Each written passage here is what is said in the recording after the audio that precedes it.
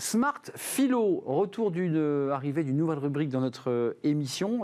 Chaque semaine, un philosophe viendra nous parler, nous faire peut-être prendre un peu de hauteur sur des sujets qui sont traités dans l'actualité économique et peut-être ferons-nous un pas de côté avec eux. J'accueille Jean Mathieu aujourd'hui exceptionnellement. Il est en webcam avec nous. Je le salue. Bonjour Jean.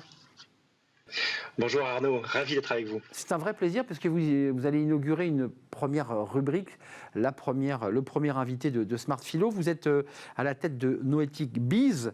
Je rappelle que vous avez reçu le prix d'innovation en 2013 de la ville de Lyon et vous avez fondé cette agence et vous êtes philosophe. C'est intéressant d'avoir les mots d'un philosophe sur des sujets que l'on traite parfois dans l'actualité économique et tout simplement dans l'actualité tout court. Là, aujourd'hui, ça va faire écho à la chronique de Fanny Griesmer d'hier.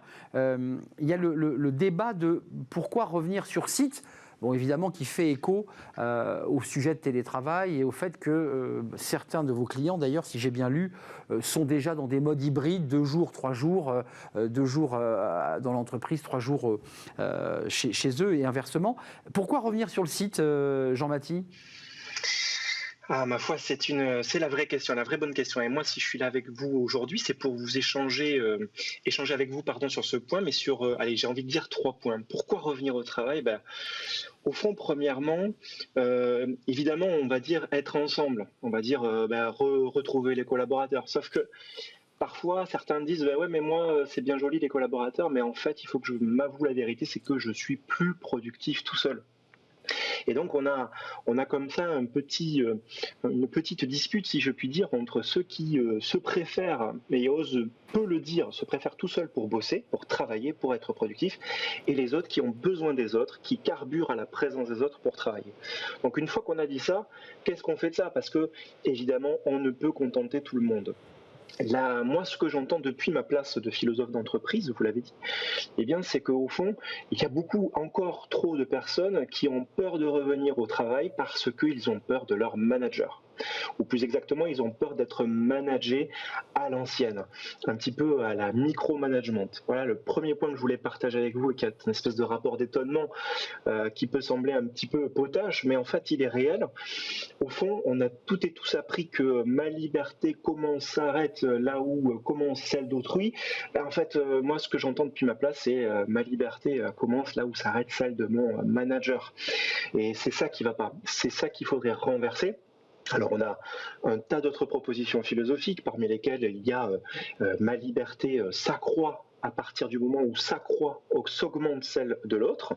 Et finalement, c'est cette vision-là de la liberté qu'il faudrait mettre en exergue et que, fort heureusement, d'autres managers vivent évidemment avec leurs collaborateurs, mais que j'ai envie de partager avec vous au fond, c'est est-ce que, en revenant au travail, je me donne assez de liberté pour en donner aux autres ? Voilà au fond une question que j'ai envie de qualifier de managériale, même si elle n'est pas que managériale, puisqu'elle est existentielle. Après tout, on parle de liberté, bel et bien. Mais voilà, si vous voulez, ce que je voulais partager avec vous pour commencer, déjà, c'est au fond, si je reviens au travail, c'est pour être davantage libre. Voilà le paradoxe. C'est-à-dire, on va dire, non, attends, tu reviens au boulot, tu reviens, d'ailleurs, je viens de faire moi-même un lapsus, puisque c'est pas revenir au travail, mais revenir sur site, la question actuellement. Et d'ailleurs, dans mon lapsus de revenir au travail, il y a tout le problème. Est-ce que quand je reviens sur site, je reviens à des contraintes, ou est-ce que je reviens à de la liberté ?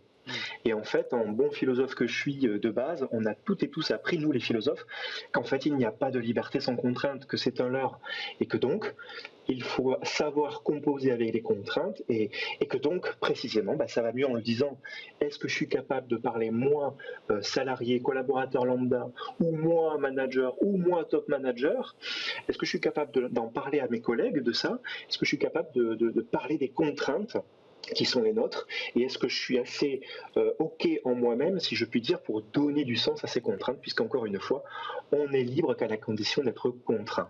Et malheureusement, nous avons fait toutes et tous l'expérimentation de l'indépendance.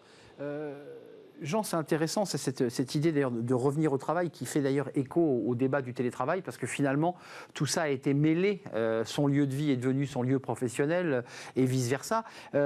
Finalement, c'est quoi ? C'est un faux problème avec une vraie question qui est posée à travers ça ?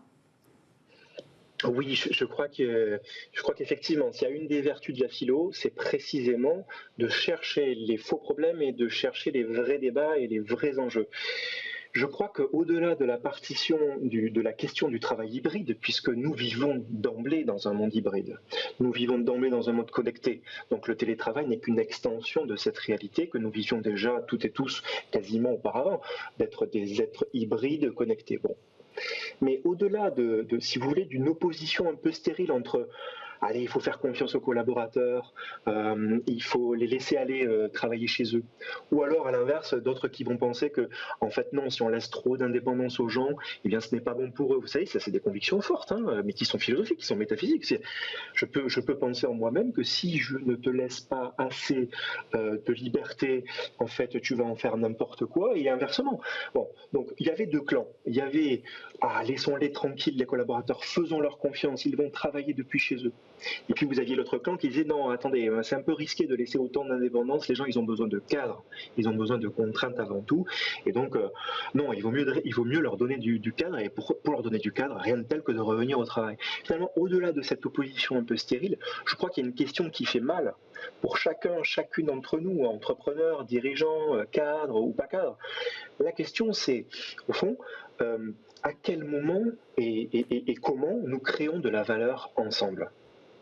Et à quels endroits de l'entreprise? Est-ce que c'est quand je suis chez moi? Ou est-ce que quand je suis dans l'usine? Ou est-ce que c'est quand je suis dans ma boîte que je crée de la valeur avec les autres?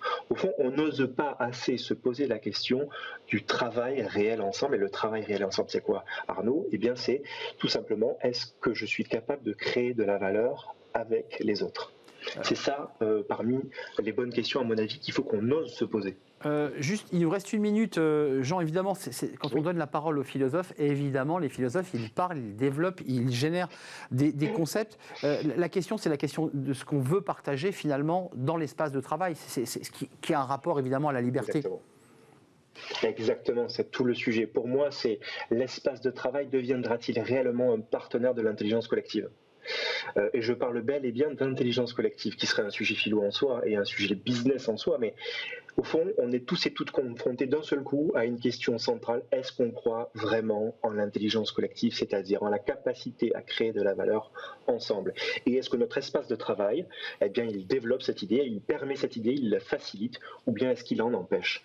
Voilà une question à la fois pour nos managers, nos dirigeants, mais aussi pour les aménageurs d'espace. Merci Jean, vous avez été parfait, vous êtes resté dans les temps.